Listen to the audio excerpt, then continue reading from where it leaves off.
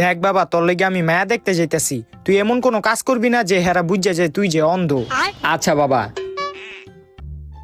তো বাবা আস্তে আস্তে কোনো সমস্যা নাই তো?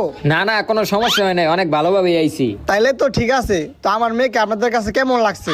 না, আপনার মেয়ে আমাদের পছন্দ হয়েছে, আমাদের তরফ থেকে মনে করেন বিয়া পাক্কা। তাইলে তো এটা খুশির খবর। তো এই খুশিতে আমরা সবাই মিষ্টি মুখ করি। তাইলে আপনারা বসেন, আমি মিষ্টি নিয়ে আসতেছি।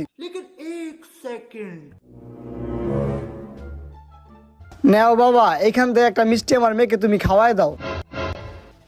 ওই হন, মিষ্টির প্যাকেটের উপরে কিন্তু রশি বান্ধা, তুই রশিটা খুললা মিষ্টি একটা লইয়া মাইয়ারে খাওয়াই দে।